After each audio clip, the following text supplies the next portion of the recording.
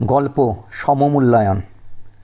অসিত বর্ষামুখর এক রবিবারের দুপুরে খাওয়ার পর স্ত্রী পম্পা আর ছেলে অসীমের সাথে আড্ডায় মেতেছে। গল্পের মাঝে কখন যেন সমমূল্যায়ন শব্দটা এসে হাজির। অসিত কলেজ শেষে চাকরি পাওয়ার লড়াইয়ের দিনগুলোতে ফেরত গেল। সেটা 1984-85 সালের ঘটনা।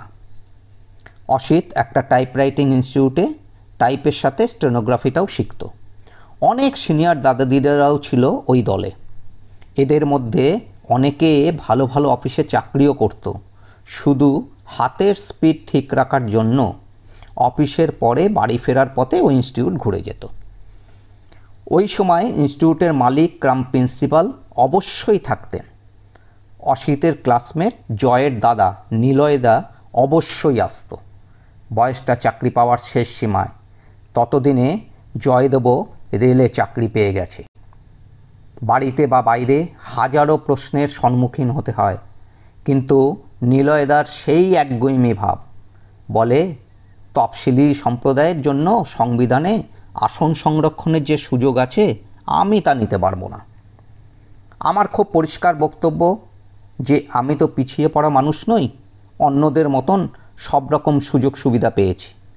হ্যাঁ, মেধার ক্ষেত্রে নিশ্চয়ই পিছিয়ে, তা না হলে অনেকের মতন চাকরির প্রবেশিকা পরীক্ষায় সফল হতে পারছি না কেন?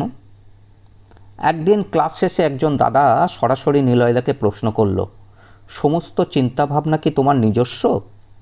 উত্তরে নিলয়দা একটা গল্প বলল।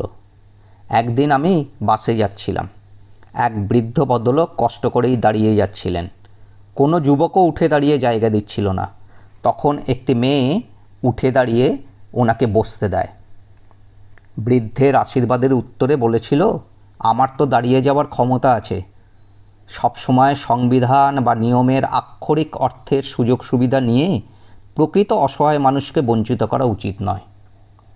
সেদিন থেকে আমার মনের চিন্তাধারাটা বিশাল সমর্থন পেয়েছিল।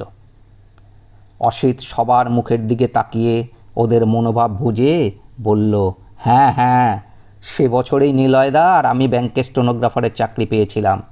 পরে নিজ যোগ্যতায় নিলয়দা অনেক উঁচু পদে চলে গেছে।